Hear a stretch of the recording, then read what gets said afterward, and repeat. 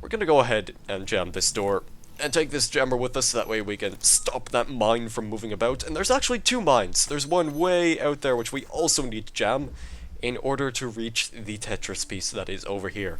Technically, we don't need this one right now. In fact, there are a bunch of puzzles which just don't need to be solved, technically, for the time being, but I'm gonna be 100%ing. You don't really need that one right now. What, do you think this is some kind of friggin' game? Just keep it. You might find a use for it later. But I'm pretty much gonna be 100%ing each world that I go into. And I am going to just be doing one world per recording session. I would love to fit each world into a single video, but I don't think I have enough space on YouTube to actually do that, because 15-minute limit and all. But, you know, we'll get through it. We'll get through it in due time, so you'll get to see what that all means eventually. So I might just be doing this first world, but it might be split into two videos, who knows? Maybe it'll be more convenient for some people who just want a shorter video experience. So this is pretty much what the bombs do, and you don't want to be anywhere in that field of their laser vision. But we're gonna take this jammer with us. Now, we could jam the bomb right now. We could do that, but it's technically not required for that one in particular at the moment. We need to trap this bomb first, so that way I can't get to this, and then we need to jam this door to pick up the Tetris piece. Another one! Great! Took you long enough. You think you could speed things up a bit? I haven't got all day here. I'm going as fast as I can, Sam, my man. Outnumbered is the next puzzle, and the jammer is all the way over here. So you open up this door, you let that bomb through, and then all you need to do is disable this minigun turret. And there you find another sigil. Again, these ones are really easy at the beginning, for obviously. You already got that one, Brainiac. Pay attention.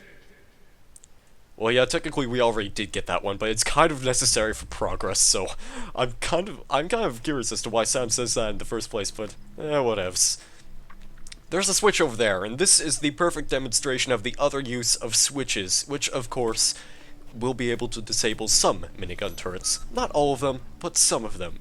So we could go to the left, which has the switch to disable the minigun turret, or we could go to the right and run straight into that bomb. I think I prefer to live at least this once, so we're gonna go ahead, disable that, and then we're gonna go ahead and jam this mine, because it is quite important in order to collect this piece. Finally, you got the fourth piece. Now, make your way to the temple. It's the big room with the... bloody hell. You'll know it when you get there. Move along now. Now, technically we could do that, but I think this is the perfect time to demonstrate what the bomb does if you stand too close to it.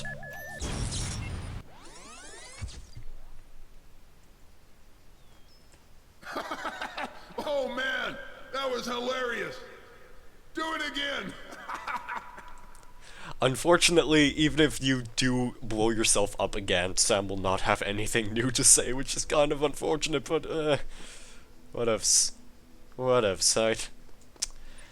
Anyway, let's go ahead and not solve all the puzzles here, because we solved all the puzzles here. Okay, I just wanted to make sure I didn't forget anything.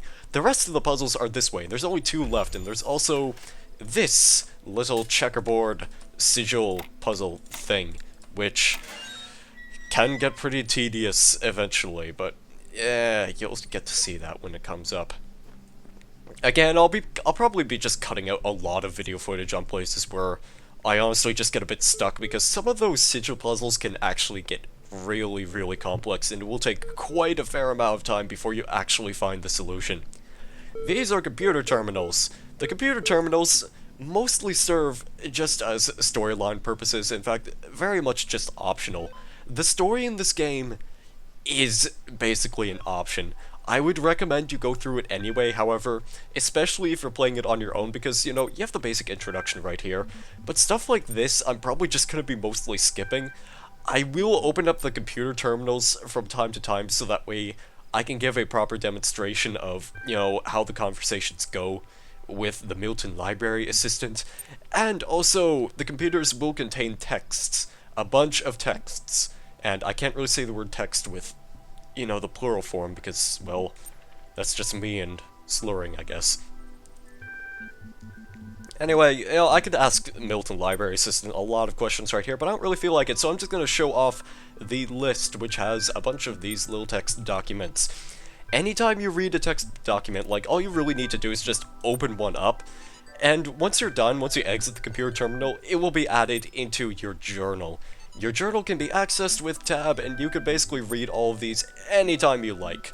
So, for example, I could read welcome.eml. I'm not going to, but it's there if you want to read it. But for the time being, we are going to continue on with the game. Here's a teleporter over here. Just step into the disintegration step into the teleporter. Yeah, it's a teleporter, that's it. No, really, it's a teleporter. I'm just messing with you. Ready to energize, Captain. Ready to energize, Captain, but we're not ready to go just yet because we have 2 more sigils to collect. You really don't have to find all the puzzle pieces right now. You can come back here later. And, of course, as I've already explained, you don't need to do all of the puzzles at the beginning.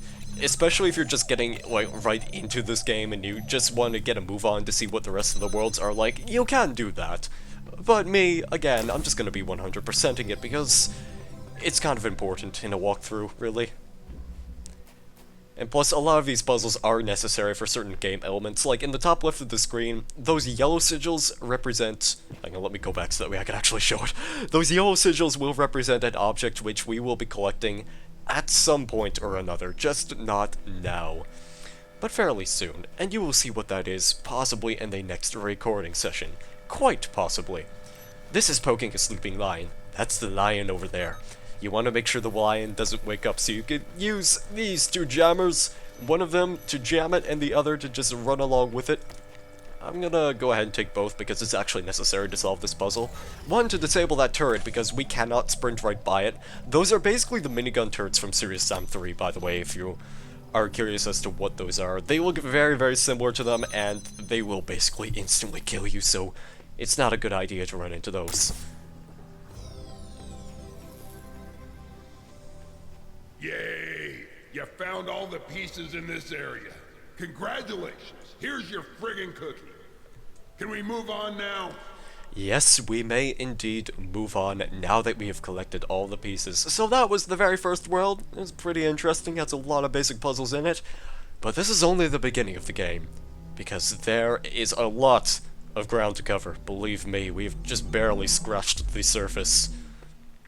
And the monkey continues to dance. I gotta admit, I honestly didn't expect you to make it this far. I suppose you were expecting an explanation. Tough luck. I'm bored. There's a bunch of doorways with puzzles. You'll figure it out. Well, probably not. I still think you look too stupid for this game. But, hey, infinite monkeys, infinite typewriters, right? And there you have it. Sam has given his input on the situation at hand. Obviously, we are too stupid to be playing this game. Because, well, my name is seriously stupid, for one thing.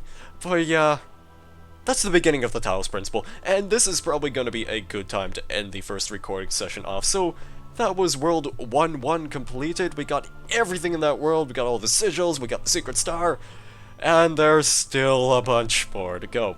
But I hope you guys are enjoying this new walkthrough so far, and I hope you look forward to any future parts where I play.